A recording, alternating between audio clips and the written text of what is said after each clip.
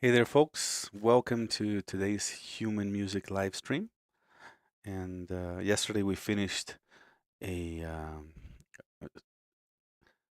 ambient cinematic or cinematic ambient track that worked out really well. And I used the Linstrument controller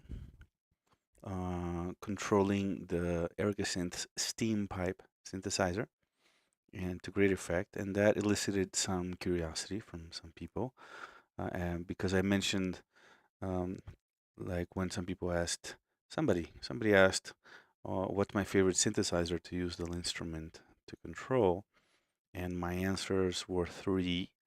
In particular, the steam pipe, of course, which we used yesterday, which is really suited for the instrument. They pair very nicely together.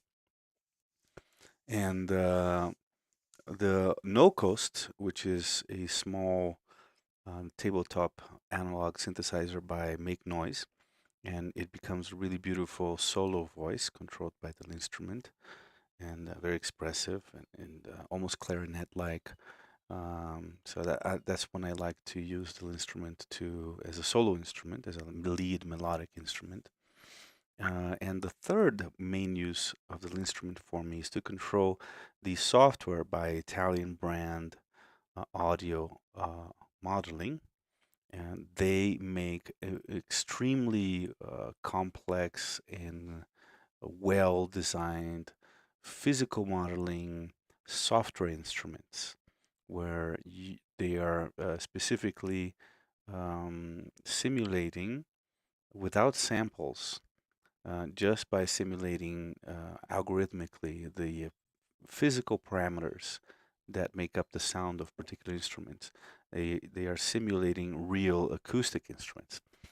And the advantage of that versus samples is that a sample is a recording of a particular sound. So like the strength of the bow, for example, in cello, how strong the bow was being pushed against the strings, where the bow position was between the bridge and the end of the instrument, the kind of if any vibrato was being applied, etc. All those things are kind of fixed. They're set in stone once it's recorded.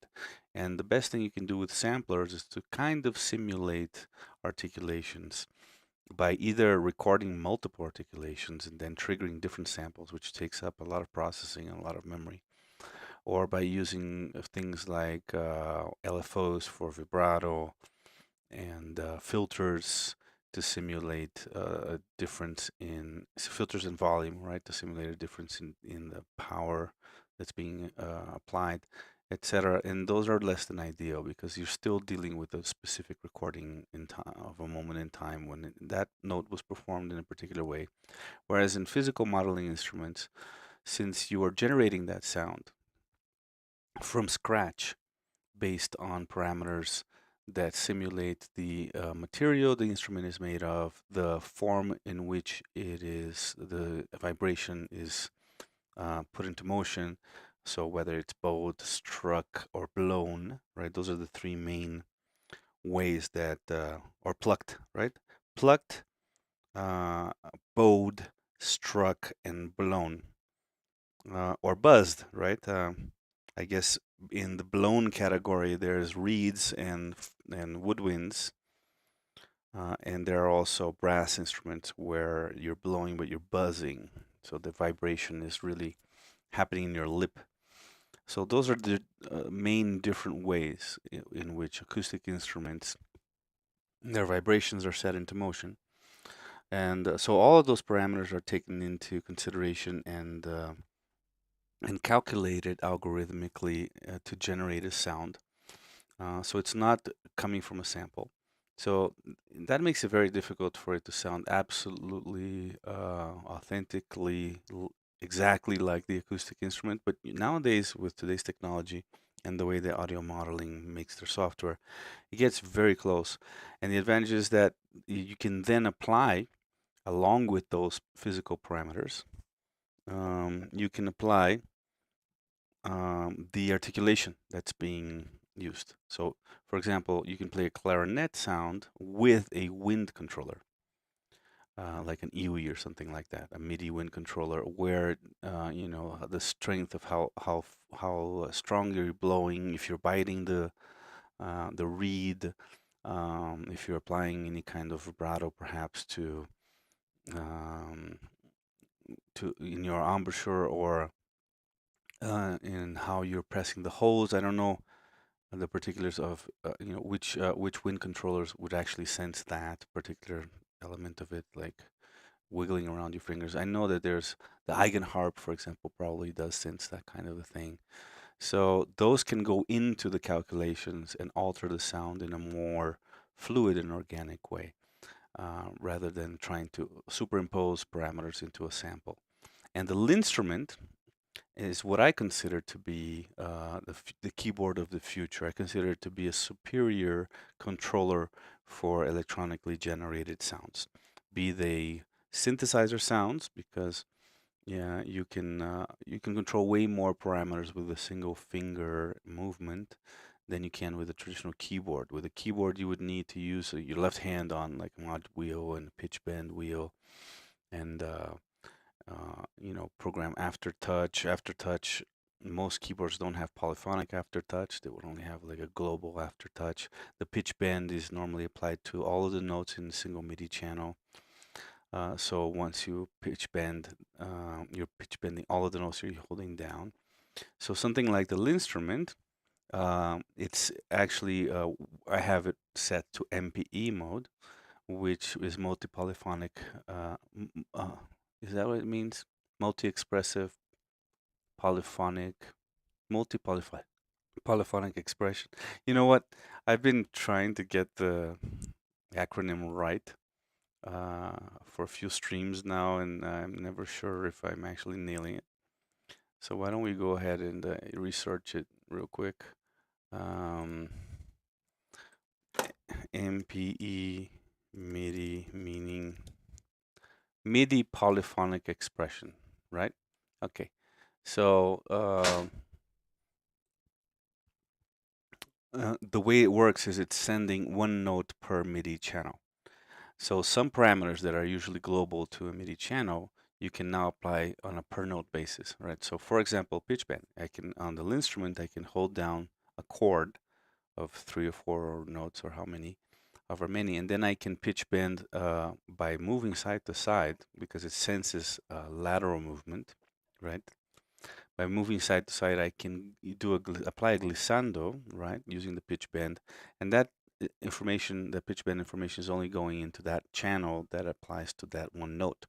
So the other notes stay put, and I can do pitch bend, glissando, or even vibrato. I can do very natural sounding vibrato by wiggling my finger on the surface. You can't do that on a traditional keyboard. You can only do vibrato by either like using the pitch bend wheel, which is weird, or turning up the modulation and having programmed vibrato with an LFO, which sounds mechanical. So this kind of a thing allows you to apply a more natural vibrato, akin to what you would apply on an actual string instrument like a cello, right?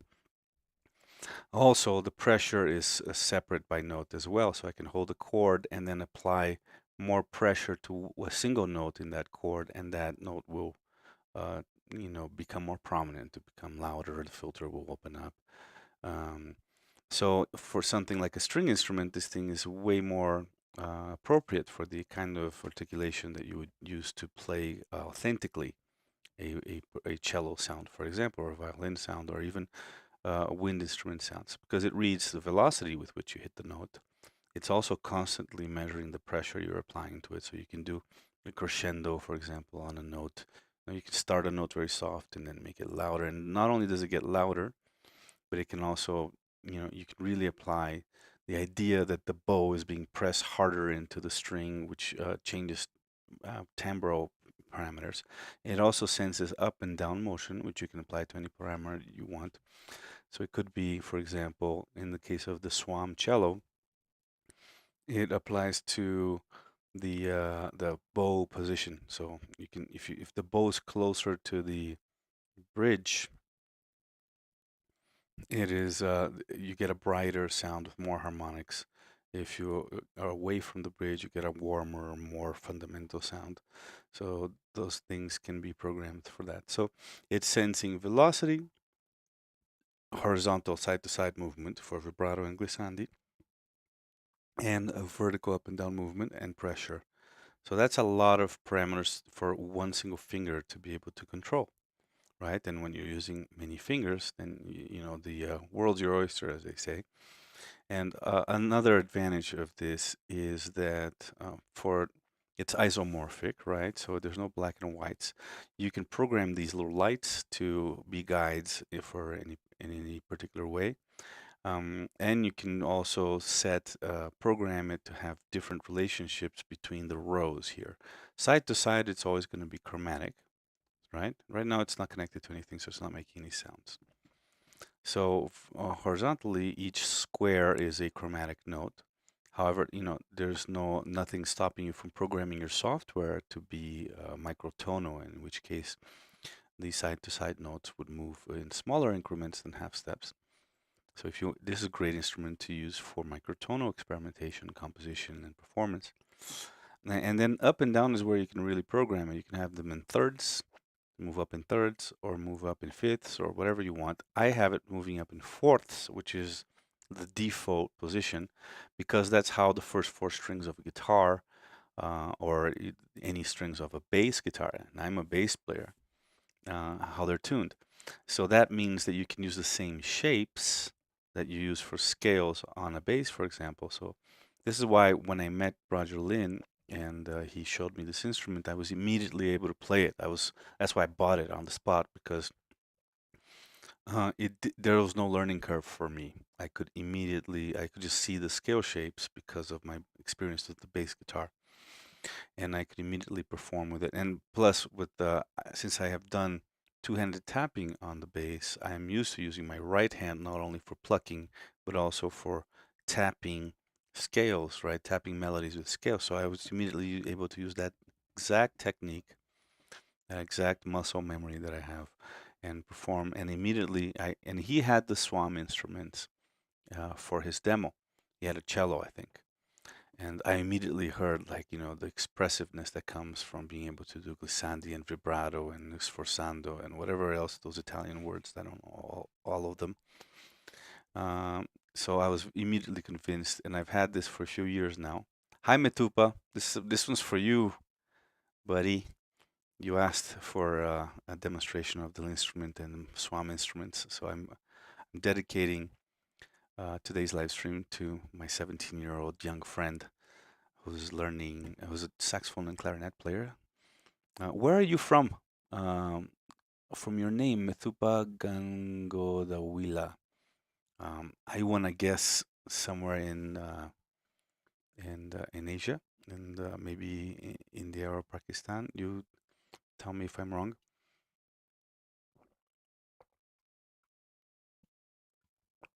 Um, and anyway, this is for you, but for everyone else who might be interested in these it's kind of cutting edge. We're cutting on the bleeding edge of production technique and composition technique in the modern digital studio.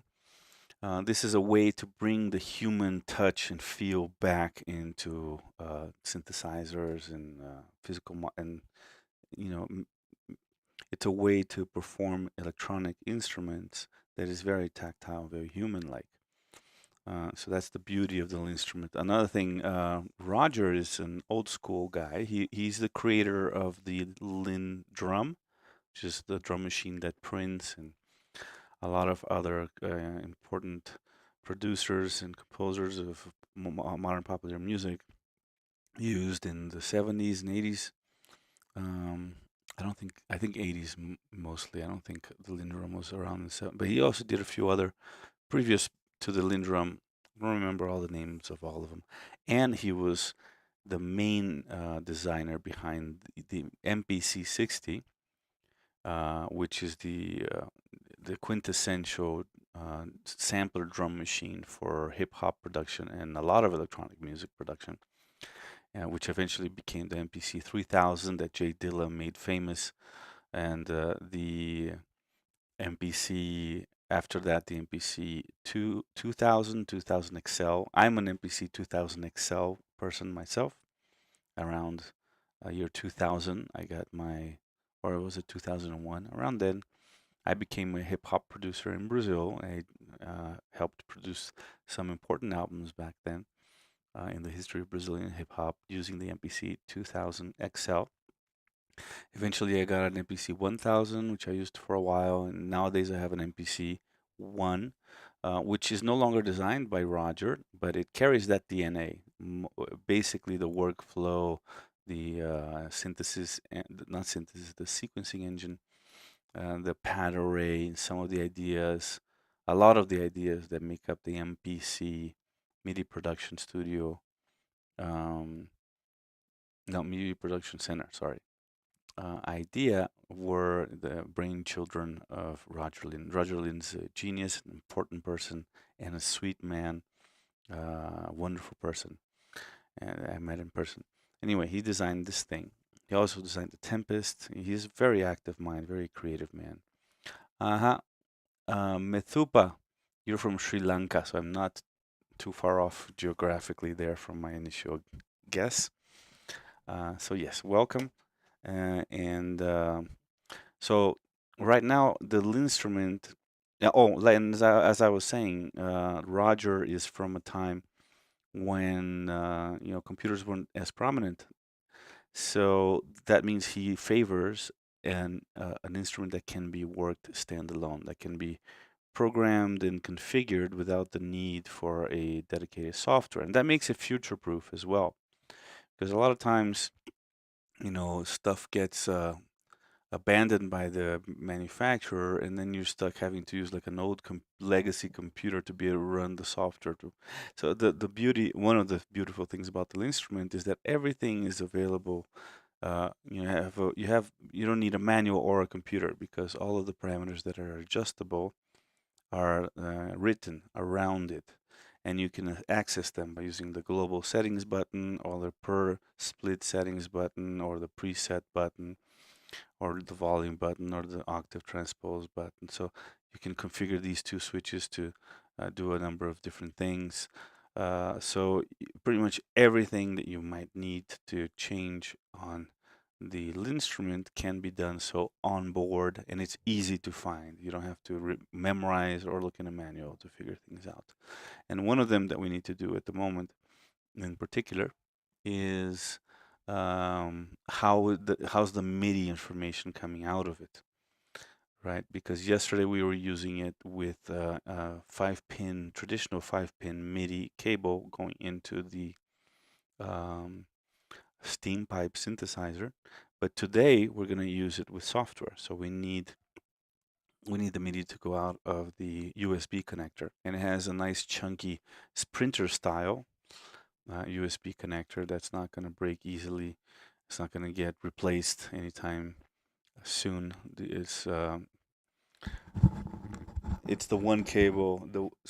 It's the one USB cable that hasn't been changing, right? You have micro USB, mini USB, USB-C, Lightning, but the printer one has always stayed the same because you need to have one chunky one, right? That's strong enough. So we're going to change that. We're going to go to global settings here. And right here it says power and MIDI. So there's this low power mode, sleep mode, which we don't need.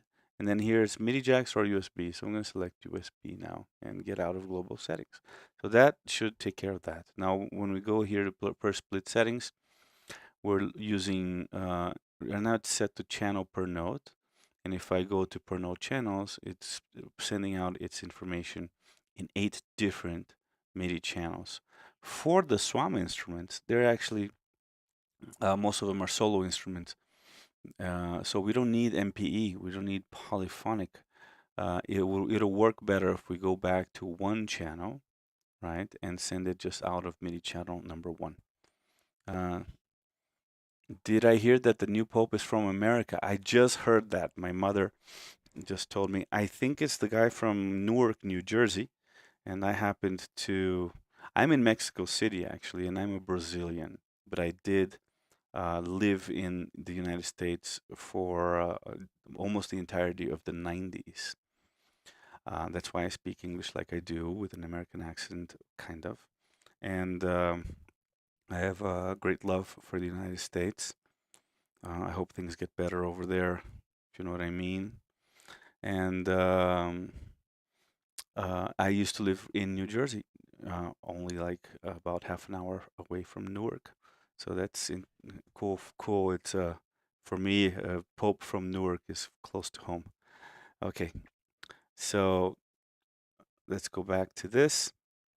I think everything is set up as it needs to be, because you have loudness, timbre, pitch. I want pitch, the pitch control to be on the side to side. I want to use quantize and hold, because this thing can be pretty much fretless. And that means that it becomes very difficult to tune, just like on a normal cello or violin. You have to practice a lot to have your intonation on point. And this, being a digital device, does aid you a little bit, right? So when you hit a square, it'll make sure that the first time you hit that square, it'll hit that note, even if you're a little bit on the side or another. And then it'll read your movement. Like if I want to, gently make that note a little sharper, I can move to the right or flat to the left, and and it'll read that. So in fact, it'll do the vibrato, it'll do the glissandi anyway, but it'll start with the note in tune to 12 tone equal temperament, also known as 12 note equal division of the octave. If you're into microtonality and Zen harmony, you might be familiar with those terms. If you're just interested in that, in other tuning systems different from the traditional 12 note equal division of the octave, tell me and I'll go into a little bit of discussion about that. And so the pitch is on. Timbre, you can have that's up and down movement. I have it set to CC, MIDI CC number 74. I'm pretty sure that's what we need for the Swam instruments. And the loudness, which is pressure on the pad, that's set to poly pressure. I'm not sure. Maybe we want channel pressure. We'll see. And here's color. Right. So I think we're probably all set to start working with the Swam instruments. Now, I have a feeling, I know that Pro Tools is fiddly with software. It needs most software, most plugins for Pro Tools needs them to be their absolutely latest iteration, latest update to work. I have a more forgiving software called Reaper. Oh, Twin Cities is asking me what pressure settings do I like generally, low, medium, or high. Generally, I leave it in medium, but depending on what I'm using it with, I might feel like I need it to be on high or low, so I might change that. And that's, again, the beauty of how easily configurable the instrument is. You can, on the fly, find what you need to adjust it to your particular needs in any moment in time. So yeah, I usually have it in medium. By the way, I think today I have a new Surface arriving.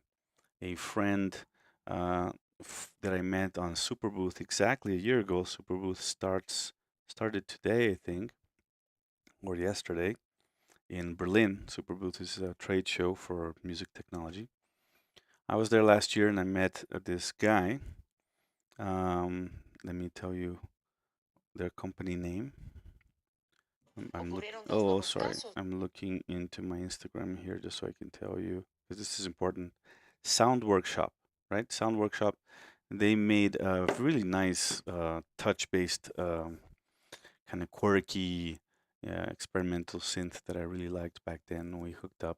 And he has sent me, he manufactures a alternative surface for the instrument. So you can remove this black plate here and install a different rubberized silicone surface and then calibrated and everything. And this one is texturized. It's got like little ridge here, so it feels like strings. And as a bass player, I'm excited to try it out. It should arrive today.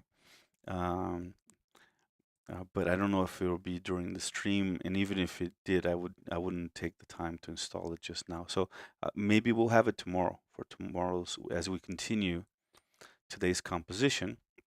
Tomorrow you might see me using a new surface, and those of you who are instrument owners and users might be particularly interested in my observations about it, how well it works, and I'd love I'm getting it as a gift, so I'd love to share the knowledge and maybe help my buddy get some business. Full disclosure, although I'm not, sponsored in any way, I'm not getting paid or anything. You have an older 128 with a different material touch surface. Not sure if I should update, says Twin Cities. I don't know. I mean, Roger prefers the current one, which is the one I have, which is from 2019. I don't think he updated them after that. Um, oh, Methupa, my bass is back. That's right. My upright bass is finally back from the luthier. And oh my God, I've never had a bass as nice, an upright bass as nice as I have it right now. I'll quickly tell you a story. My first acoustic bass, I bought it in New York City at David Gage's shop. It's a famous luthier in New York. All his basses were super expensive. Every one I would try that I liked, I would ask the price, and he was like, "Oh, that one's $20,000, or that one's $60,000." I was about to give up. I had saved $2,000 as being a waiter the whole summer. That's all I could afford. And then one of the last ones I tried, I really liked the way it sounded. I asked him the price, and he said, "Oh, that's a plywood. That one's about $1,800." And I was like, "Oh, beautiful." So I didn't want to impulse buy, so I went across the street, had a burrito, thought about it, came back and bought it, and that was my bass for a long time throughout college. And then I actually moved that bass to Brazil. When I moved from the States to Brazil, I had enough stuff that I needed to have a crate in a boat.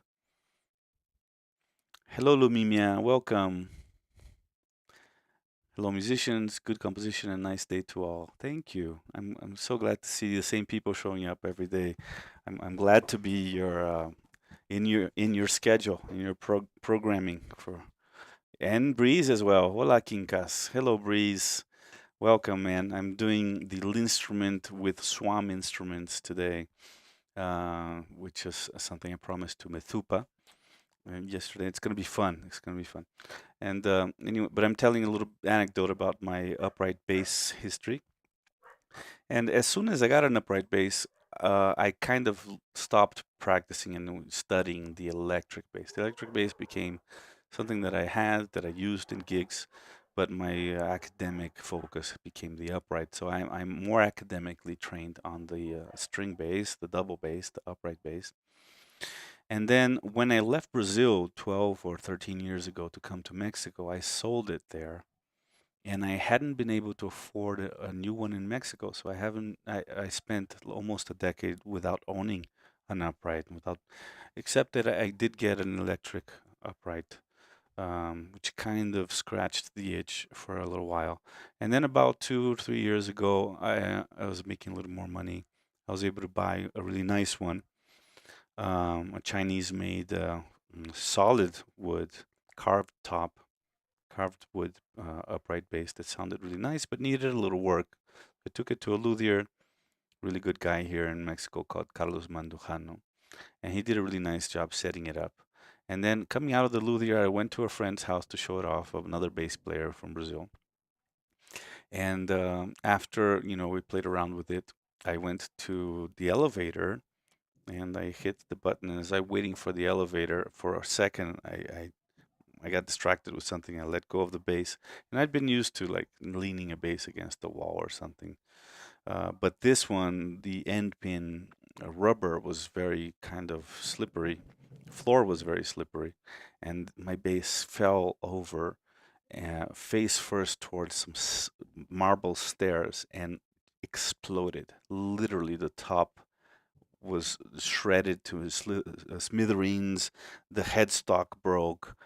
I mean, I cried like a little baby. I cried like I hadn't cried since I was a toddler.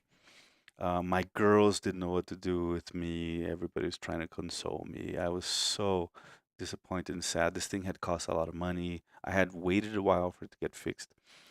So I immediately had to take it back to the luthier. I was considering if it was worth the cost of, because it was very expensive repair, basically restoration, right? And I was questioning if it was worth it or if I should. I tried looking for other bases that I could afford that was more or less the price of fixing this one, and nothing touched how good this one sounded. So I accepted the fact and just had it fixed. And but then when I got it back, eventually, like 6 months later, I it wasn't exactly set up perfect. Some things about it didn't make it very comfortable. It did fall over again, not so seriously this time, but I put it on a rotating chair as I went downstairs to get the stand, and the chair rotated and it fell, and the bridge fell off. So, and as the bridge fell off, the sound post also fell off inside. So my daughter's violin teacher had the tool to put the sound post back on. So he helped me put the sound post back on, but he put it back on right where there had been a fix for one of the cracks. So the sound post pressure pulled that and made that crack open up again. So again, so I took it back to the luthier again. After a while, I needed to save some money at this point. And so it's the third time it goes to the luthier. And this time, I took the advantage to make upper grades. So I asked them to put on a nice new slab of ebony on the fingerboard and make it with a slightly different curvature and install a pickup on it as well, the David Gage Realistic. And I just got it back yesterday from that, and it's perfect now. The fingerboard is perfect. The sound is beautiful. You will see this bass probably in a few days. Oh, you know what? Hold on a second. I need to create a permission for my daughter to be picked up by somebody else at school today because she's going to her art class with some friends. I promise this won't take long. Sorry to take your time. Um, her name is Marina, and I have to create a permission for her to um, leave with Gabriela today. So, Gabriela Velázquez.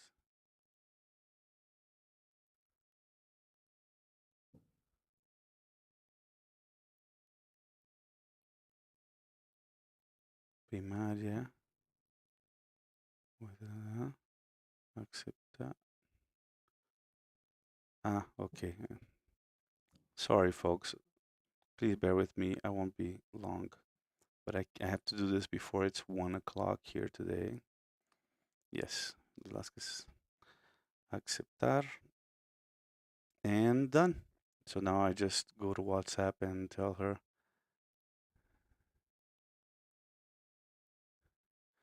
mom, Gabriela's mom, that the permission has been created. Okay, so at this point, the bass must have resembled a jigsaw puzzle. Right, yeah, the bass has a lot of little scars there, but Carlos did a nice job.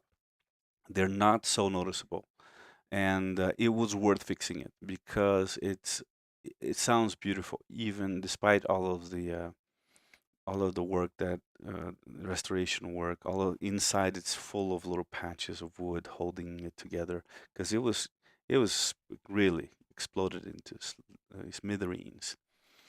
Um, yeah, and I just got it back, and now the action, I got new strings for it.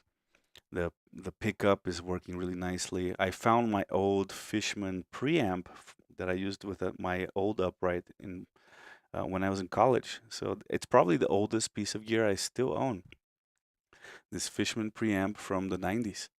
Um, and it worked really well with the new David Gage realistic pickup to reinforce the sound using my Phil Jones bass amplifier, and I have never been as happy. It's a much better bass than the one I got in New York back then. This is a real carved top, not a plywood bass. And the ebony fingerboard is wonderful. It's everything about it is wonderful. So I'm feeling very excited and inspired, and I think I'm entering a new hyper-focus mode now, where I'm gonna practice a lot of upright bass and get back to not only back to my old form, as I played a lot of jazz in college, but probably exceed it, probably improve as a bassist, uh, which is my current main focus. And I remembered a song I wrote on the upright with the upright as the main melodic instrument, and it all came back to me, but I'm not quite perfectly in tune yet. I need a little more time to get acquainted. So that's probably going to be the next song that we can. It's already composed, so to speak, the song. So we're just going to arrange and produce this old song of mine, which is like a jazzy, upright lead kind, almost like Spy, like Henry Mancini, like uh, Pink Panther, Peter Gunn kind of a vibe to it. And that's going to be really nice. That's probably going to be song number 10, which will finish the album. So today I've been talking a lot. It looks like I've been talking for 40 minutes. It started a little, oh, almost. It started a little after 12.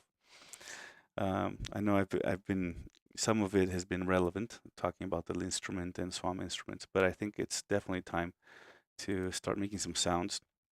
And today, I opened up Pro Tools here, but I think for this experiment, in order to have access to some older versions of Swam instruments, I didn't update all of them. I get most of my Swam instruments for free from audio modeling because of a deal that I with Bifaco and uh, and Bitwig back when I was doing more demos and stuff. Um, I ended up, making a connection with them, and they liked some of the videos I made, so they sent me some free licenses. But some of those licenses are older now, and Reaper is a much more forgiving DAW in that sense, because Pro Tools really almost always requires you to have the absolute latest version of each plugin in order to run. So we're gonna do something a little bit different today. We're gonna use Reaper instead of Pro Tools, right? Reaper, when I couldn't afford to pay $30 a month for Pro Tools, that's what I was using. Reaper cost me $60 once and lasted for 4 years, and I just paid the $60 again after 4 years of using it for $60.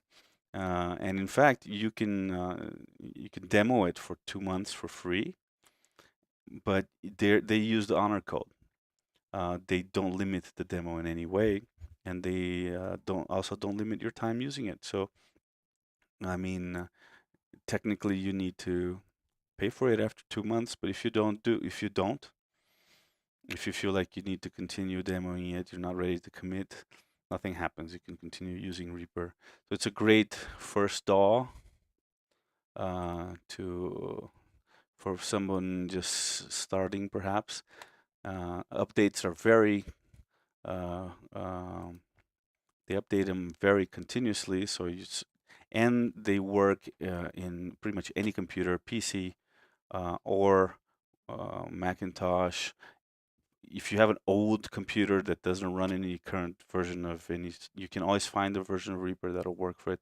Reaper is great. It's really, uh, I'm a fan. I'm just more used to Pro Tools, so I'm faster producing in Pro Tools. So that's the reason why I normally use Pro Tools, now that I can afford those $30 a month. But I'm much more of a fan of Cocos, the company that makes Reaper, than I am of Avid. I think Avid is a little predatory, and Cocos is super nice. So I like them better. Um, And look how fast it is to update it.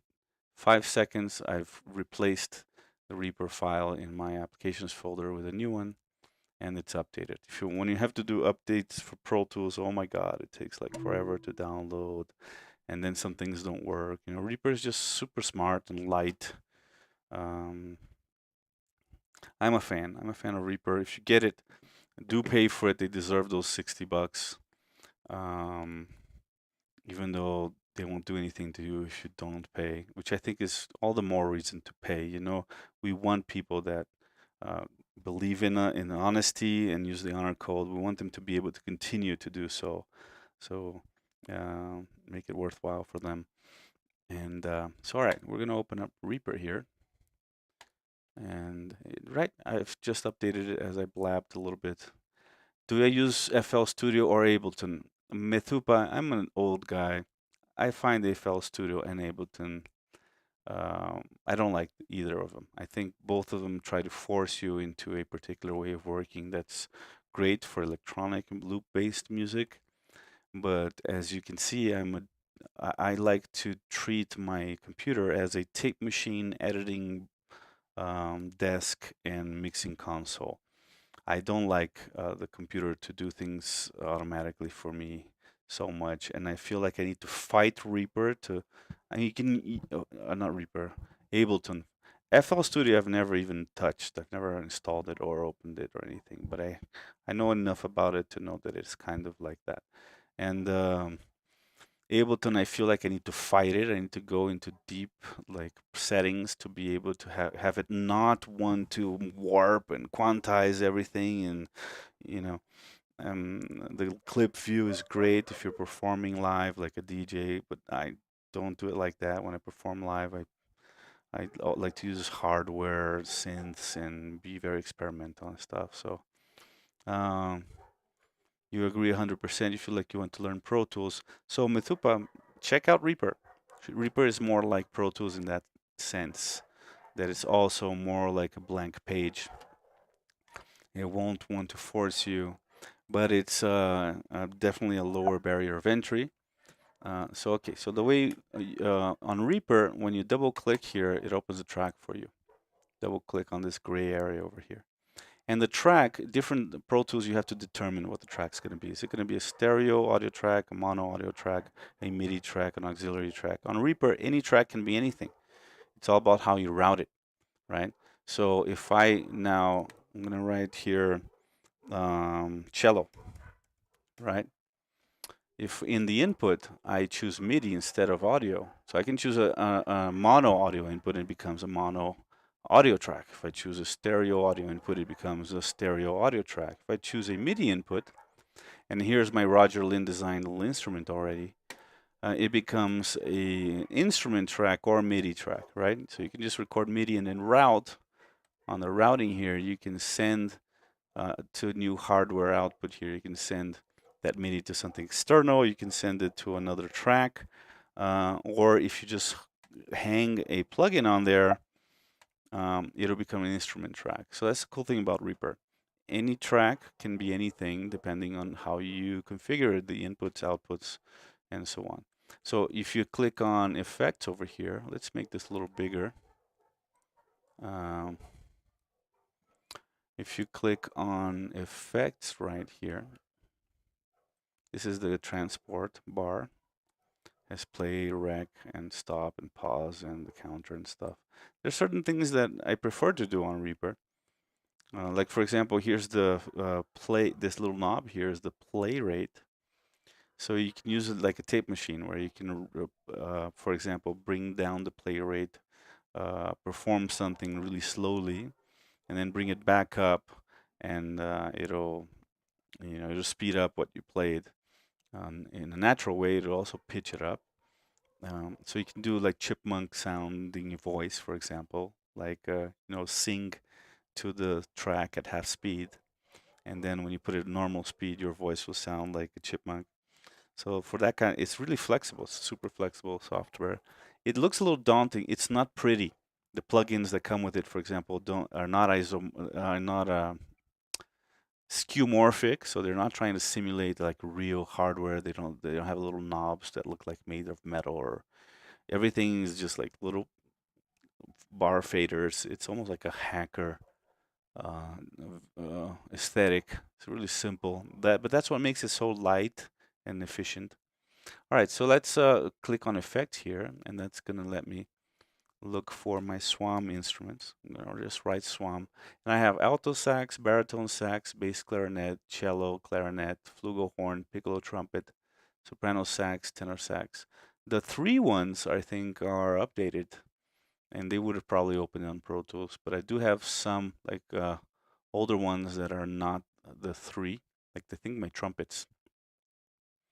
So that's why we're using Reaper here instead of Pro Tools today. So let's start with the cello. Okay, I'm going to open up the cello 3. Oh no. Oh no. It wants me to log in with my audio modeling account. I guess maybe I haven't used them in this computer yet. This is a newish computer, and I haven't been using Reaper in a while, so I might have not licensed them. Um, Let me try, see if I can remember. Gmail.com. Not sure. This is the password that I have registered with them. Let's try another one.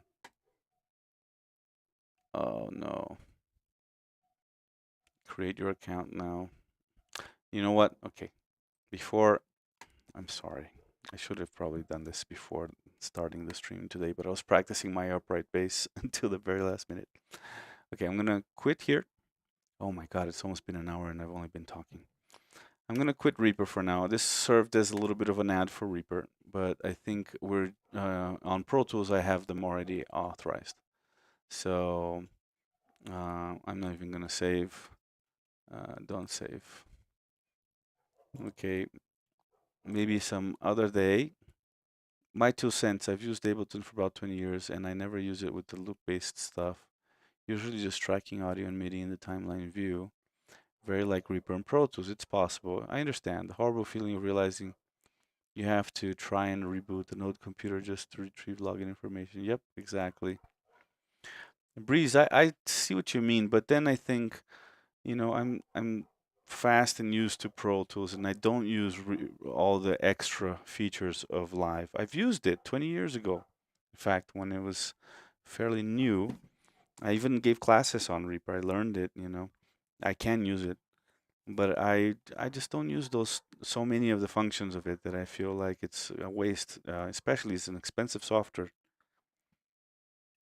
to own if you don't feel like you need all of its uh, you know offerings. So I'm happy with Pro Tools, honestly, which is unusual. I know it's unusual for a composer nowadays. Mostly engineers use Pro Tools, but producers use Cubase or Logic or Reaper. Oh, not Reaper. Cubase, Logic, um, Ableton, or FL Studio or something like that. But again, I like the old school methods. My point is that almost every DAW has the same functionality. Really depends on what you're used to. Like you said, where you're fast, says Breeze. Yeah, and I agree with you. I think Ableton is fine. If you have Ableton already, Methupa, perhaps you don't need to learn um, Pro Tools or Reaper. You can just learn to use Ableton the way that I use Pro Tools and Reaper. So basically bypassing all of the loop-based stuff. You probably have to go into some preferences. For example, I noticed that when on a fresh install of Ableton, if I import an audio, it'll already want to like warp it into the BPM, maybe or set and I don't like that. I don't like things to like assume that I want it to do something automatically for me. I want to just ask for it if I need it. It's just didn't vibe with me. Live didn't eventually. I just settled with Pro Tools, which I used for years, every day, many hours a day in a professional context, and got really fast and practical with it. having my mate here. Sorry, I'm missing out on the MPE fun, but I have to go. Oh no! See, this is what happens when I spend an hour talking. Hope to be able to join again soon. Have a great day, everyone. Oh, Breeze. Oh, I guess you're probably in Berlin going to Super Booth, right? So definitely go have fun. That's what I would be doing too if I were there. Um, so okay, so let's open up Pro Tools again. And yeah, Breeze, do check out maybe the recording of this live later if you haven't left already. And check out the Swam instruments. They are really cool. All right, folks. So we're back to Pro Tools. I'm so sorry I've been so blabbermouth today. Go to recent live Swam. Now here on Pro Tools, we do have to determine which kind of track we're going to use. And the kind of track that you use for software instruments is called a software instrument track. So we're going to choose stereo instrument track. And we're going to call it cello. And we're going to go into the mixer here. Go into that cello. Where is the cello track? Did I not just create a cello track? Odd. I don't see it. I don't see it here either. Let me try that again. Weird. Maybe I clicked escape instead of return. Stereo, instrument track, cello. Create. There we go. Oh no, no. Now I see it. Weird. All right, let's delete the one I just. Oh, I'm a little scatterbrain again today. Okay, now we go to inserts here and choose instrument. And down here is all my swams that are recognized by Pro Tools. That's most of them, I guess. I did update most of my instruments, including the trumpets. Yeah, so I guess I never needed to have gone to Reaper. Oh no. Oh, I can't believe it. It's asking me to log into my account and register the license again. No, that's weird. That's something with them, with audio modeling, because I had been using my Swam instruments recently in this computer with Pro Tools. And let's see, your products. Yeah, I guess it needed some updates. I needed to install some updates.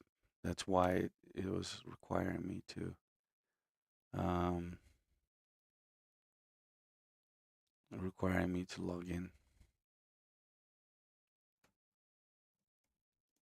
Oh, sorry about that, folks. That's see why I favor using like guitars and drums and microphones and go the old school route. I always get frustrated by software, except for just like the plain DAW. Most everything else, plugin wise, becomes a hassle at some point for all these update and uh, subscriptions and things like that.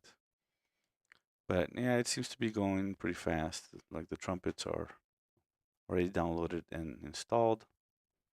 Um, it's installing already the saxophones. Um, the cello is already up to date. So yeah, at least it's quick, right? My internet seems to be pretty fast. Sorry, folks.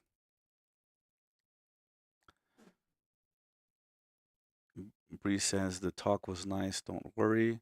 No, just at home. So he didn't go to Super Booth this year. Must be some other reason. And this for the trumpets. See ya, man. See ya, Breeze. Thank you anyway for joining, even if it was for just a little bit. And okay, so now we have the cellos up to date. The clarinets are up to date. And I think everything is authorized. So I see. I already upgraded these clarinets, saxophones, and cellos, so I don't need to see this already. And I paid for the updates. I liked it enough that I didn't even bother, like, trying to get audio modeling to continue giving me free stuff. I went ahead and paid for the upgrades to the newer versions because I really use it professionally. A lot of my music that I've done for libraries over the years, I have been using Swam instruments. Whenever you hear like a sax solo in a song of mine, you should know I don't hire musicians almost ever. So I definitely didn't hire a saxophone player, and I can't play saxophone myself. So you should know that that was probably done with an instrument controlling a Swam instrument by audio modeling. And okay, so it looks like everything is done, installed, and authorized.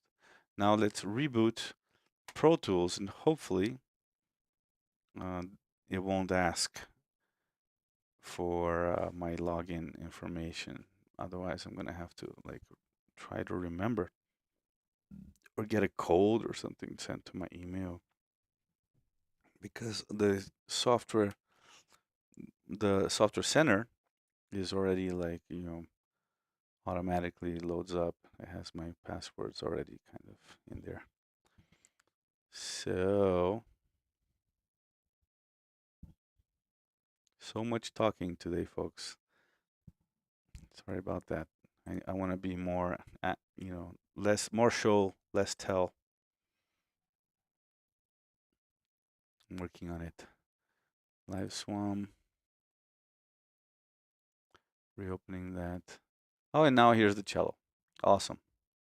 So first thing we're gonna do, as you can see, there's a physical representation of cello over here. When you start playing, you see the bow, you see the movement. It also limits you to the realistically possible things to play with the cello.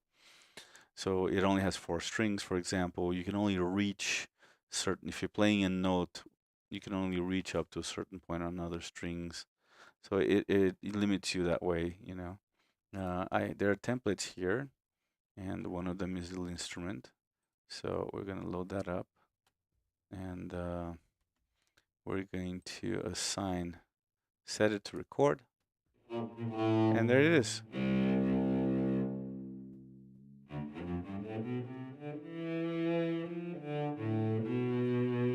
Now we're very low in the tessitura. That also limits the tessitura, so it won't go any lower than a real cello can go, or higher. So we're going to move the instrument up an octave here. There's an octave transpose. See, from here down, it doesn't make any sounds, and it's not for any defect. It's literally the limitation of the physical instrument. So that's a nice thing about it. Now listen to this. Listen to how it's not samples, folks. This is being generated algorithmically.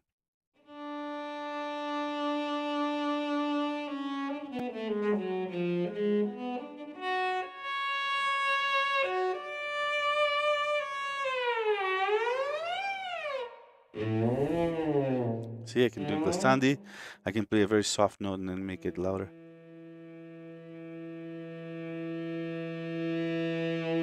Let's look at the plugin so you can see what it's doing to the physical representation of the cello here. Like when I move up and down, it changes where the bow is, right? The one thing that it does different than a real cello is the sustain. It sustains the note without necessarily like changing up bow from up bow to down bow, right? Which is really difficult to do fluidly. Like if you have to play a really long note on the cello, when your bow ends and you have to go back the other direction, it's really difficult to do it fluidly. That's why there's, when there's a section, you will probably notice that the different cellos in the section will change from up to down in different moments. So then they all blend together and you can't tell.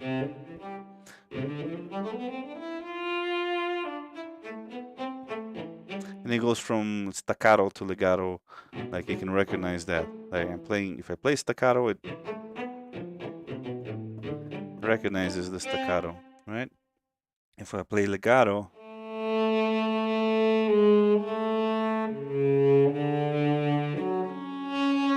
So I don't have to change, like on a sampler, you would change presets, right? You go to staccato cello, and you do your staccato cello parts. Then you go to legato cello and do your legato cello parts. Try to use the modulation wheel and aftertouch and things like that. You have to really like develop this whole, technique. Whereas here is very natural, intuitive, tactile.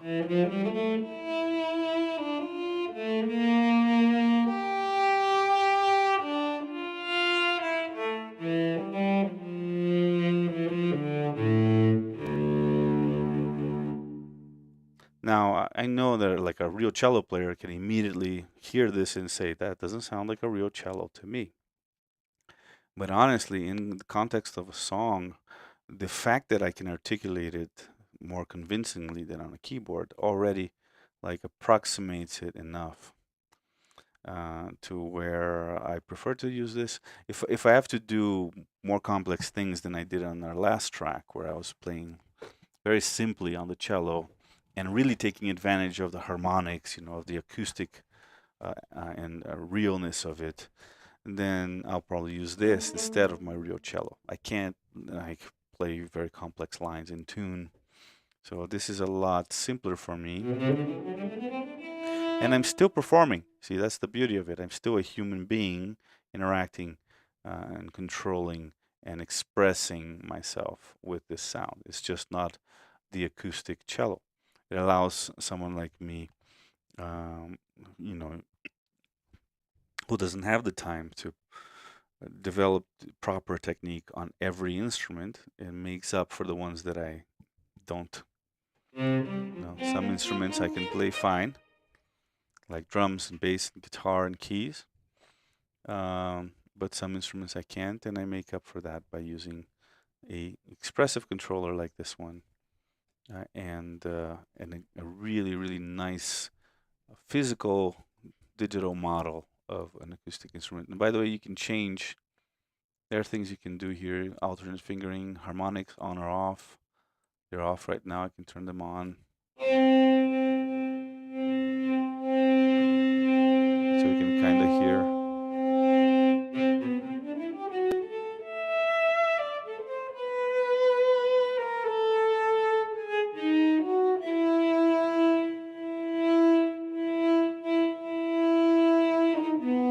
You can change bow pressure. You can make a legato, slurred, string release. Lots of things you can change on it. Things about timbre, play modes. There's a lot. I never touch this stuff. It's all very advanced things that I don't need. I don't normally need. Like its expression. This is showing you what's changing when I push in. And its expression and bow pizzicato position. Oh, that's the up and down. See. And expression is pressure. So this is showing. Now it has a vibrato parameter, but I don't need it, right? Because on the instrument I can do natural vibrato.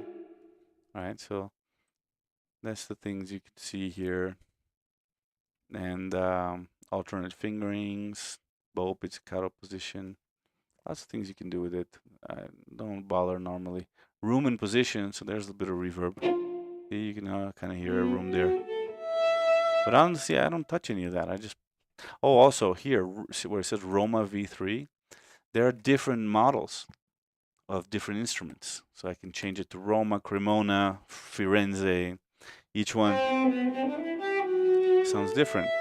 So if you do a section, for example, it's really nice if you do like 4 cellos. Change the instrument, right? And you can see even the wood color changes. And it's subtle. It's a subtle difference. But it's enough. Let's go back to no harmonics.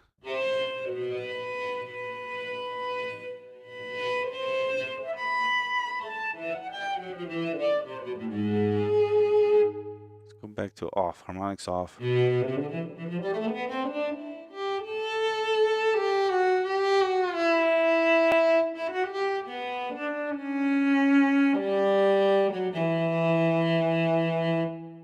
So now what I'm going to do with this, I figured I'd just start by playing around with these instruments and just kind of organically evolve into a composition by improvising with it. So, hey, who's here still? Lumimia, Metupa, you folks, Twin Cities, say hi. I just want to know who I'm still talking to here. Um, so yeah, maybe that's what I'm just gonna do. I'm just gonna improvise maybe something with the cello, and then add more instruments and also improvise with them and create maybe kind of like a contemporary classical composition. Um, something also cinematic, but not necessarily ambient like what we did and finished yesterday. So again, I'm not going to use a metronome. I'm not going to do a tempo. I'm simply going to improvise and edit my improvisations and stuff. And the beauty again of using MIDI is that we can, if there's a little note that needs a little adjustment, I don't need to reperform it. I can probably just go into the MIDI editor and change some parameters and fix it. So um, this is definitely not the most comfortable position. I should probably bring it a little bit closer to me like this. Let's put this camera over here as well so you can really see me. Maybe I'll bring it up and angle it down a little more so you can see it more from like a bird's eye. Uh-oh. Did I start recording? I did start recording. I don't want it to start recording. How do I stop it from?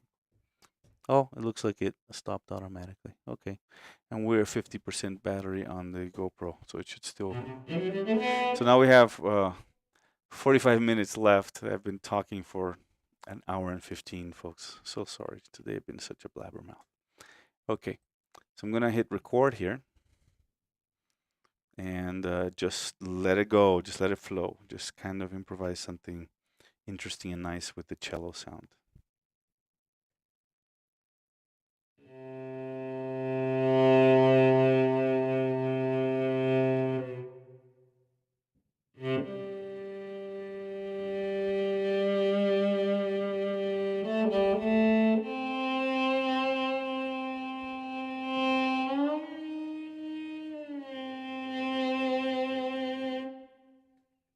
I don't like how that started. I'm going to try, take a breath, meditate a little bit, get in the zone, get in game mode.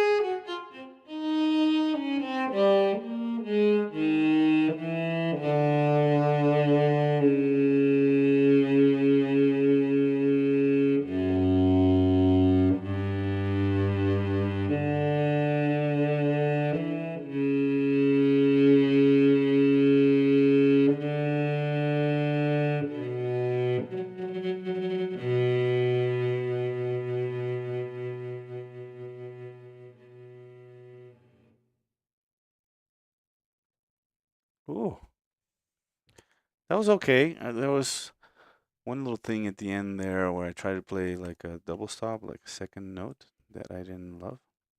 So maybe let's open the MIDI editor and just get rid of that. So open MIDI, where is it? MIDI editor. And then this note right here in particular, we'll get rid of that. And I think this sounded okay for a first take here. What do y'all think? Hoofjaw, hi Kinkas, I've just tuned in. Seems like I missed Breeze. Yeah, Breeze just stepped out. Perhaps it's one in one out from the Breeze Discord community. Yeah, funny. Make a film score, says Mathupa. You know, maybe someday the stream will be literally like we'll choose a scene. You know, maybe you guys can help me choose a scene from a movie you like, and I'll literally create like a fresh alternative score to it. That's a good exercise that I love to do. However, today I've already started with just the completely free improvisation using the Linn instrument and the Swam cello from audio modeling, and really liked it.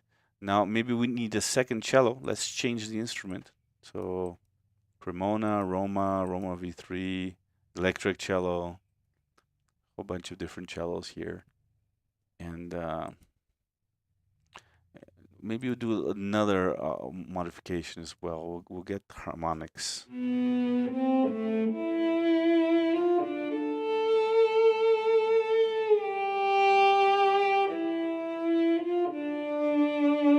So let's do a second cello. Oh no, I changed all of this on the cello that I had already recorded. I needed to first duplicate this track without the active playlist so it doesn't copy the MIDI. And we will change the first cello back. What did we have? We had Firenze, right? Firenze V3 perhaps, and then without harmonics, so harmonics off.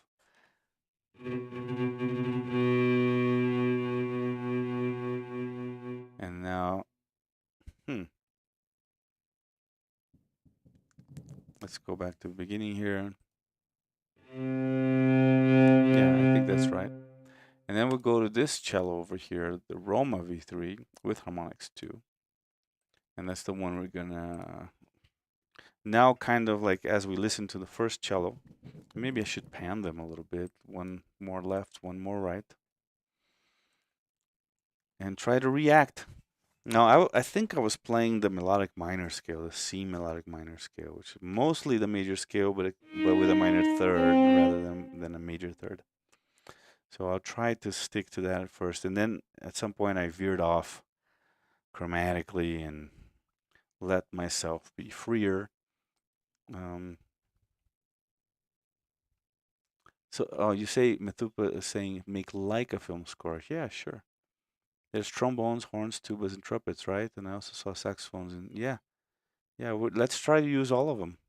Let's do like a track of each for a whole like ensemble without percussion or anything, just all physical modeling instruments, so you can hear how they all sound. And that'll be also a unifying concept, something to give it focus to the composition. So let's do that. Right, let's record cello 2 then. So if I've probably started on the C note, so I'm going to start on a G here, just to give it already like kind of an opening.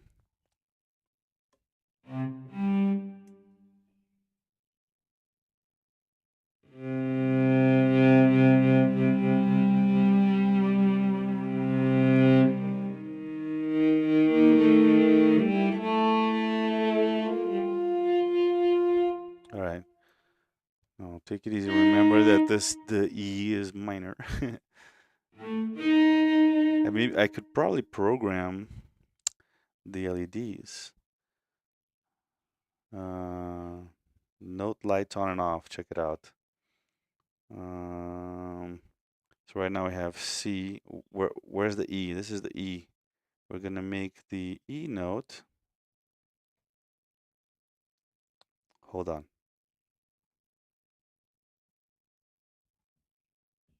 Right. So this is C, D, E, F. So we want the E to be flat. There we go. So now see that's cheating. So now I can just play the lit notes here, and I'm already playing in the C minor melodic minor scale.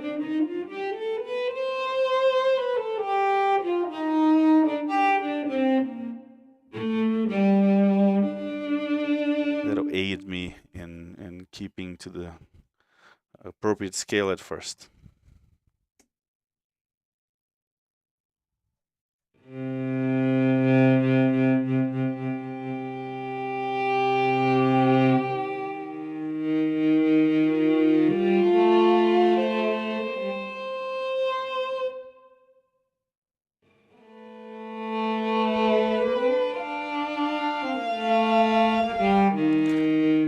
I think this harmonic parameter that I turned on is making all the notes be the first harmonic or second harmonic.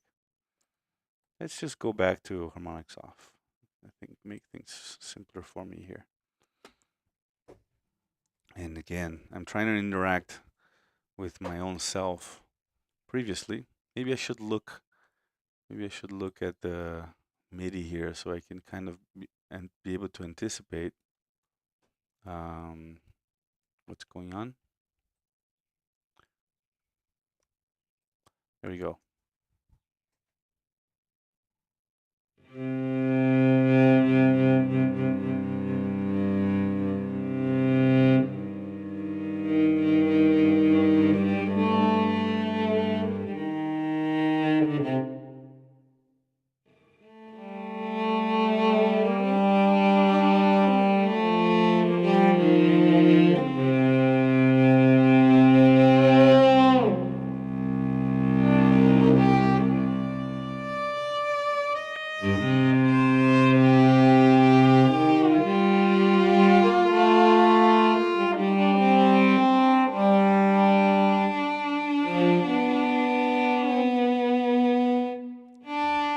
Way too busy, right? Isn't that way too busy?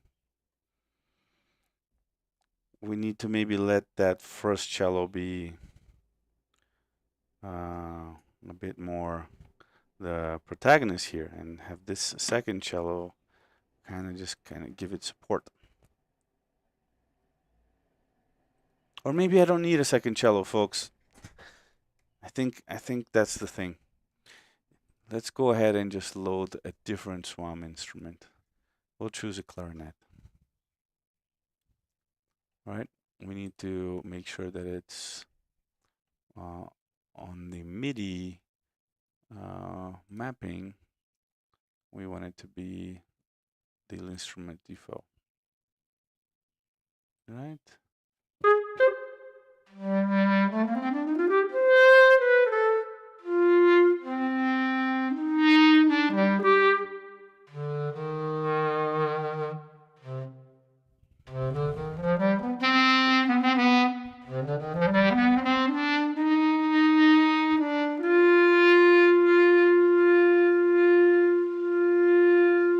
See, the vertical movement is the formant, so it's kind of like an embouchure thing.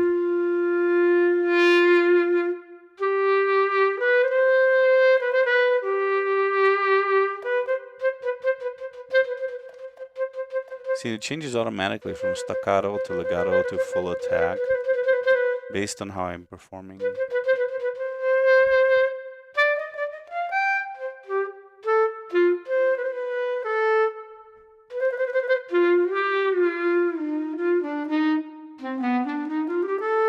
And here I'll do more like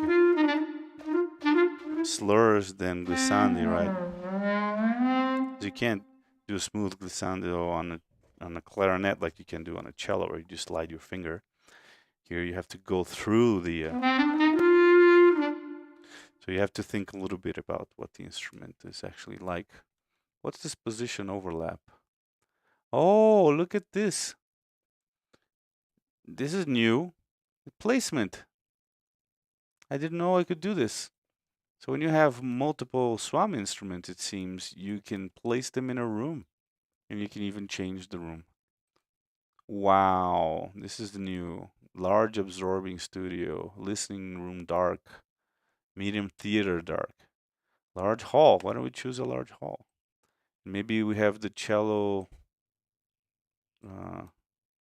Oh, we're gonna change the name of this to clarinet. Clarinet. And maybe the clarinet's a little over here. That's what, wow. I keep discovering wonderful new things about this software. Ambiente Room Simulator. See, that's why they update these things. They're always making them better. And so instead of using the panning here to create placements for the instruments, we'll use their software thing. Okay, so let's do this. Once again, set, record, enable the clarinet track. Let's make sure there's nothing recorded on there. And go.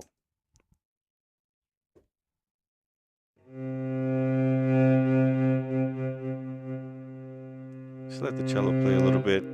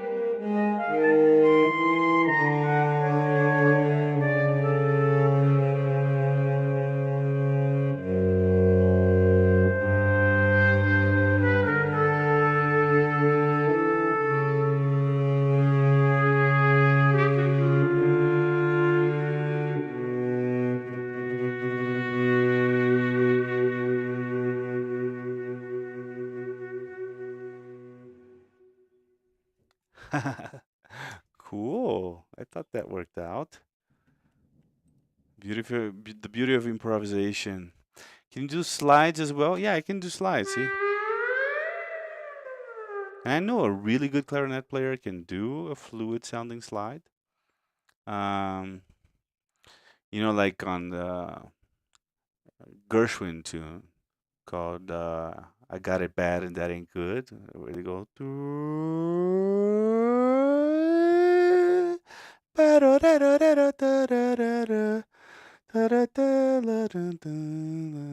But it's more common for this instrument to use slurs rather than slides, right? That kind of a thing rather than So that's what I went for on this performance. So I see Mathupa still here. I'm guessing Hoofjaw is still here. Lumimia might be just silently listening, or maybe she got bored and left. And Twin Cities, are you still here? All right, let's find another instrument. So we're going to start a new track here, make it a stereo instrument track. We're going to call it maybe a trumpet. And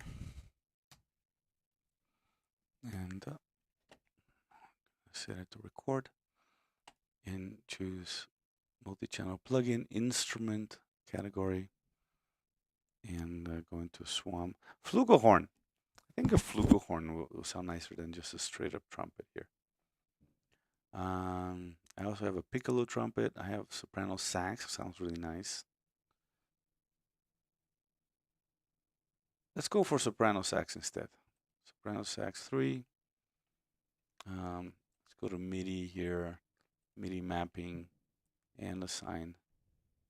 See, there's already mapping for a whole bunch of different alternative controllers, such as the EV, the EUE, an X-Keys GeoShred, which is an iPad.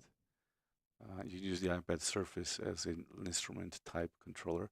Jamstick, keyboard with mod wheel plus aftertouch, and the instrument, right? And now let's look at the placement.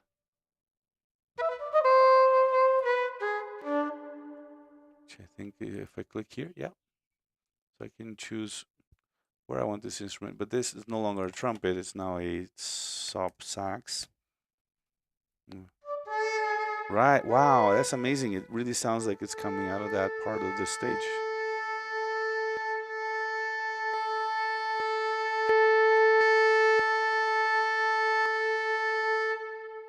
Yeah, it's amazing. Room simulator. Wow, audio modeling, you guys are just always better than I even know. What's this? Oh, this is that Reaper page. We don't need it anymore. We already updated the Reaper. Okay.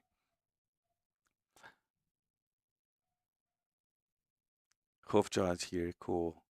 Methupa's here. Cool. Yeah. Sorry, I need this constant validation from you guys. It's kind of pathetic, isn't it? Sorry about that. I should be happy just composing with no audience at all, as I usually have my whole life. But anyway, I'm getting used to having company, folks. It's all your fault. Recording.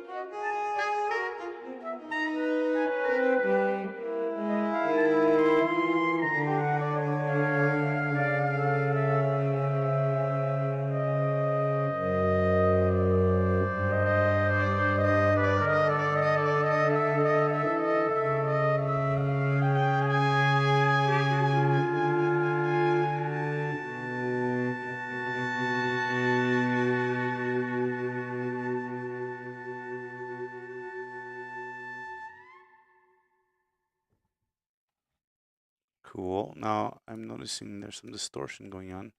We probably don't need them to be all the way up. Let's give ourselves a little headroom. This is sounding very weird, right? Atonal and maybe experimental, however you would want to call it. I'm not convinced about this placement. Maybe it should be a little bit more symmetric, and maybe the instruments should be a little closer together. Oh, you can even set the absorption materials and room size, mic position. All of that is available here, folks. Tech. That's like a technical view versus the room view. And oh, there's also a list view, or distances and angles. Now, something this dense, arrangement-wise, might not need to be very dense instrumentally. The soprano sax and clarinet already sound fairly similar. They both reed instruments in a similar range.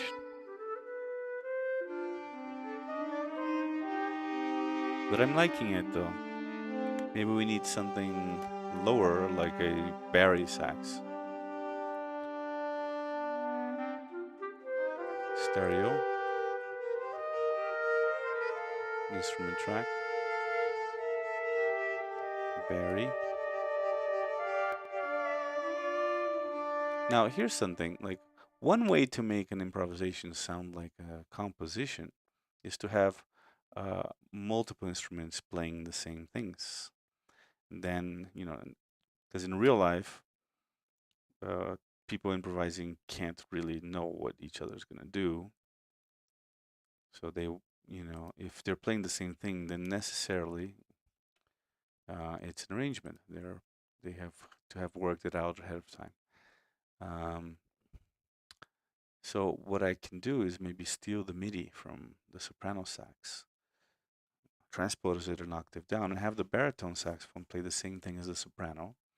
And then we can have the bass clarinet play the same thing as the clarinet and place them in different ways. So this is a way to have more instruments and make this sound more like a composition. Now, I don't know, because obviously when the two instruments play the same thing, they don't necessarily play it with exactly the same articulation. So I don't know how authentic this is going to sound, but we can try. So let's go to MIDI controller mapping templates, choose the instrument,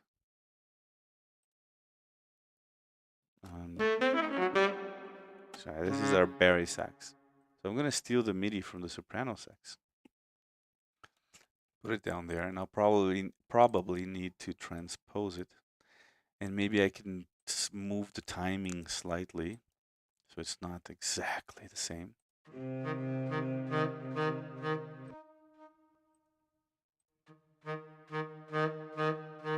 Let's look at the placement. Yeah, no, they're already at different octaves, folks. Let's have a look at the placement. So you can maybe have the Barry and the soprano in different spots in the stage. Nice. That already helps to create the illusion of them being separate instruments. And now the other thing is to move the timing a tiny bit. So I think the Barry would be a little late, right? Just the nature of the instrument. It's a bigger instrument. You need more force to move that reed. So it'll probably be a little bit after. Ah, already. Already they sound like two separate instruments.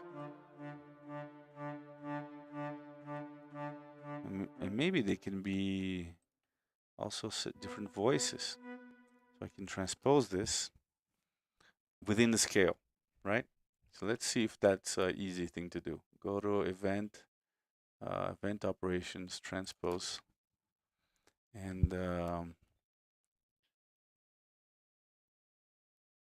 transpose in key. Now, how do I select the key? Does it know? Does it know what key I'm in? Let's go scale steps. up 3 scale steps and apply. Let's see what happens to that bari sax versus the soprano sax.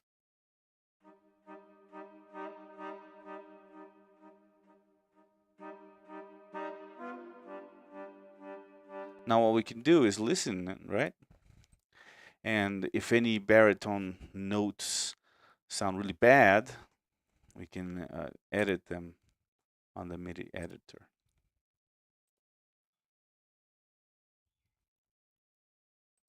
So I'll be looking at the MIDI editor of the soprano sax, of the bari sax. And yeah, already this is going to make it sound like a composition rather than just a collective improvisation. Let's see.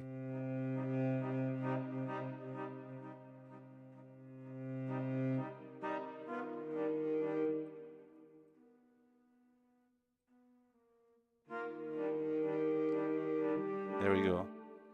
I already had to change one note, right? Let's turn up the volume of the bari sax so that we can hear it clearly.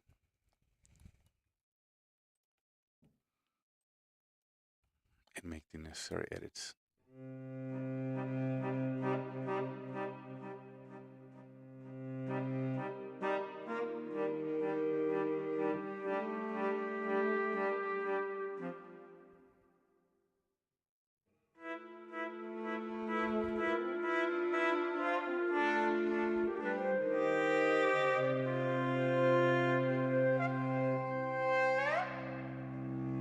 Here, this is a very high note for the bari.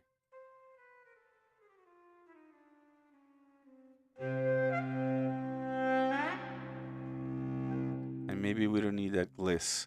So over here, I see velocity. I can also see pitch bend. And you see that pitch bend over here. That happened when I did a glissandi up with the soprano. Maybe this will help set them apart if the bari doesn't do that. Only the soprano does that.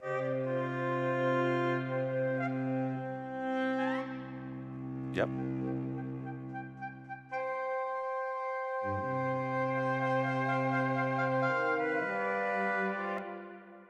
Now again,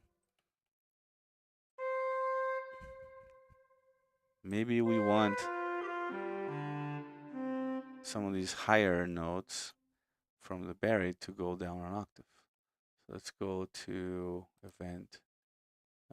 Oh, is there a shortcut to transpose on the bar here on the MIDI bar? It should be, right? Just quantize. There should be a little T for transpose. Or I could just do Command T. Is that what? Let's see. Event operations transposed is Option T. All right, good. So when you know, folks, when you realize that you're going to be doing something a lot, figure out the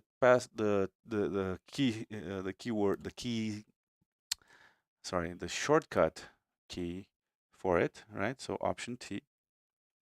And this time we can transpose in, instead of in key, we're transposed by octave -1. Boom. Apply. Right, so let's listen to how that goes.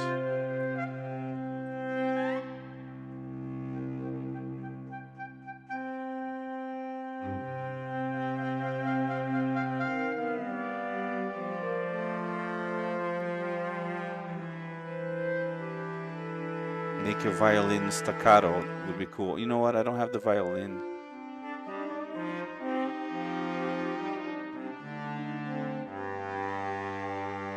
I only have the cello for the strings.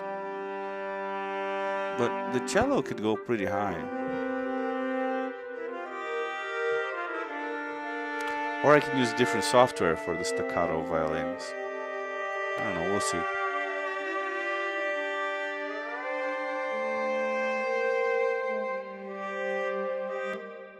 Let's go an octave down with this note here. Maybe all of these notes are a little high for the bari, right? Command T, octave down, apply.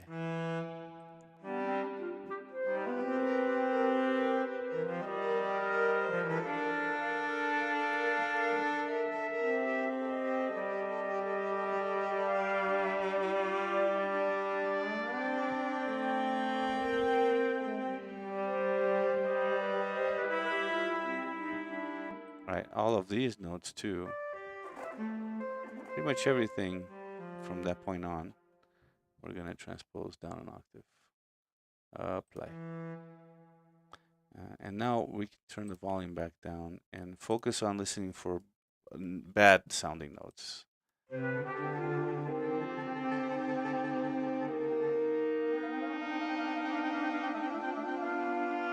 Already this is sounding really cool, like an ensemble, and it already feels more like a composition, albeit a contemporary classical music composition, not anything romantic or not Mozart, not Bach.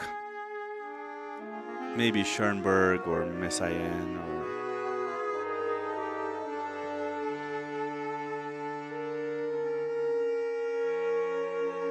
or more like a film score thing.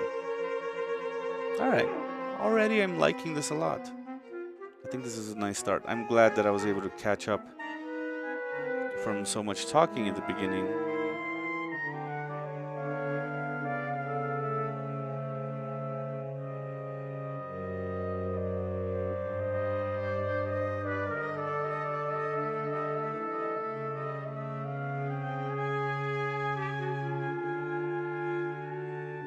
And as you can see, the articulation, these are false instruments, right? It's digital. But the fact that I'm physically, as a human being, articulating the notes, creating vibrato, crescendo, glissandi, etc., and deciding the notes, improvising the notes. All of this makes it sound fairly organic, um, despite being a strictly digital composition, right? So, and it's pretty short. It's about 2 minutes 50, but it's not that bad. I think something like this, it sounds kind of jarring, so it's probably okay that it's a little shorter than my average. My usual songs are about 3 minutes and a half, and this is gonna be, also we're not starting right on the one here.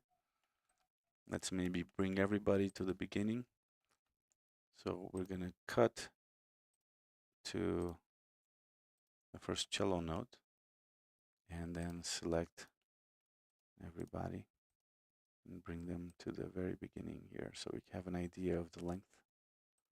And it's actually about 2 minutes 50, so almost 3. Maybe if we do like a long delay, reverb.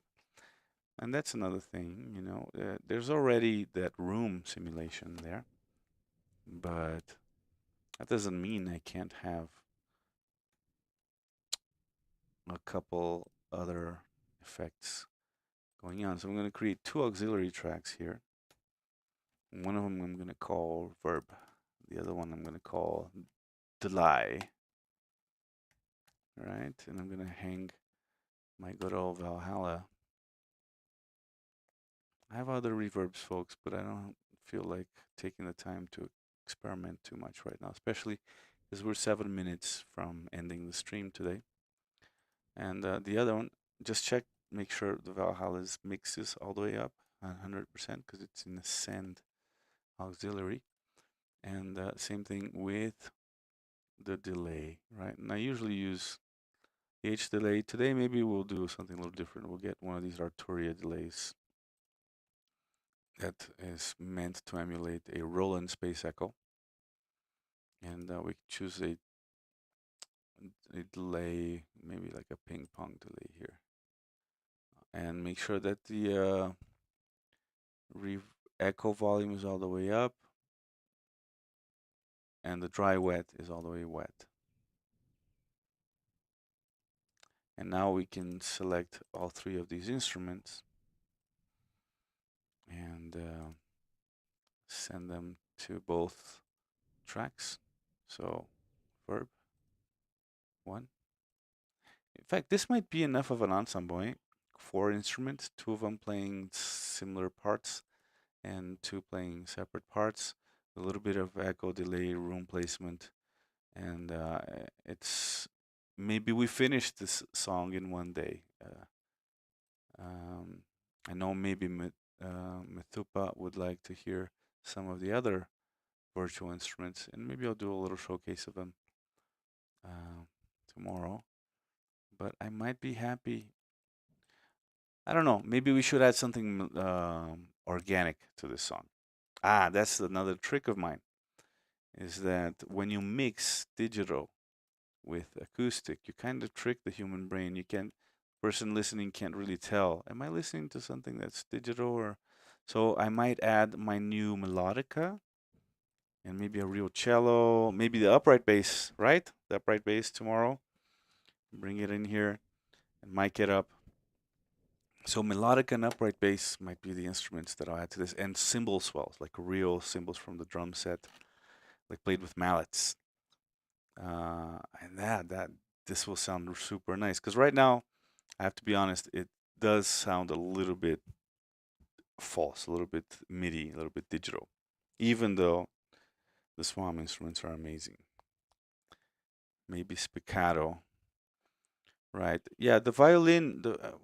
The thing is, I don't have the violin Swam instrument, and I don't love the violins from sample libraries, though I will use them if I need to. So I'm thinking more like that, like what I just mentioned. So a melodica and maybe a celesta, maybe a marimba. So some more organic, true acoustic instruments mic'd up and added to this core of 4 fake instruments here. But let's listen to these with the effects that I just applied. I sent them to both reverb and a delay. And let's hear what this is sounding like. And that'll be the end of today's stream. Tomorrow we'll continue by adding a few organic. I'm saying organic. I mean acoustic. I mean acoustic. So not digital, not digitally generated. So let's listen to it. And like yesterday, maybe I'll try to be quiet and we'll meditate a little bit. We'll let our minds wander as we're listening to today's composition as it's progressing. And I'll say farewell at the end of this, and we'll continue tomorrow, folks. Thank you very much, everyone who's joined, and I'll thank you again when we're done listening.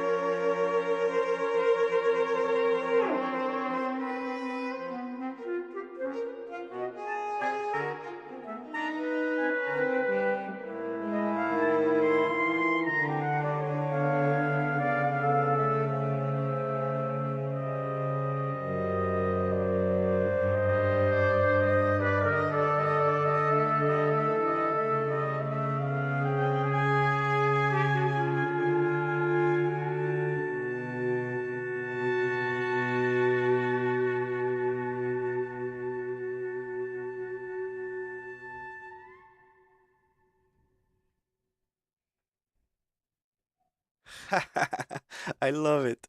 I mean, I know it's not everyone's taste to hear something this random, and atonal, so to speak, and contemporary sounding. But I have this, this is my method of composition, which is layered improvisation.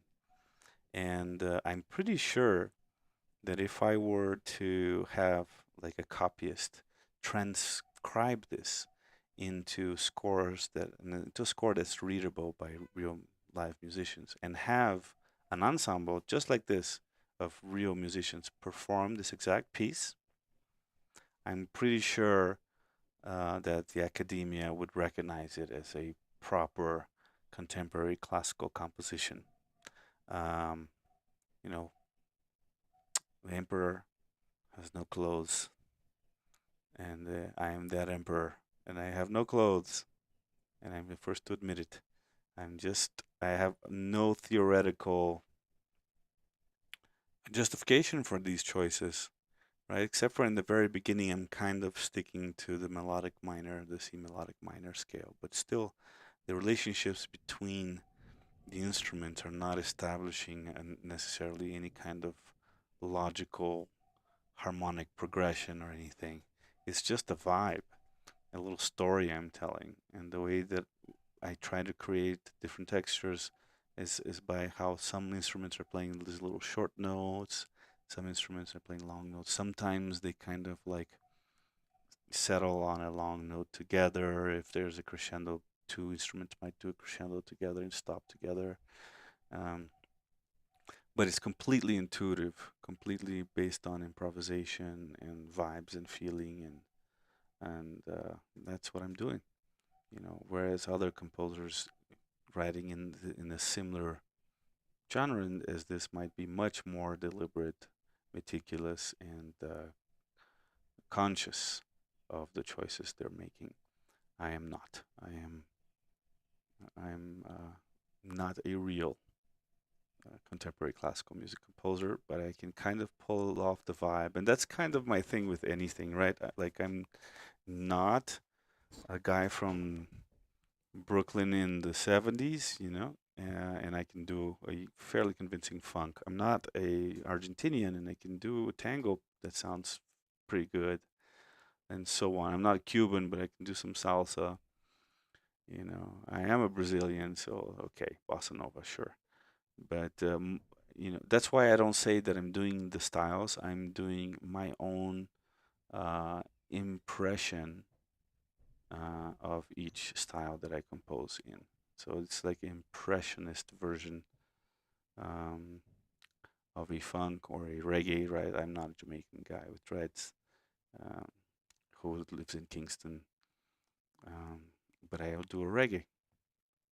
Is it a real reggae? Probably not. I won't say it is. If somebody else wants to call it a real reggae, thank you. But in the meantime, I'm calling it my impression of a reggae, or my impression of a funk tune, or my impression of all of those things. And it's I love it. I do it for fun. I'm not trying to appropriate cultures.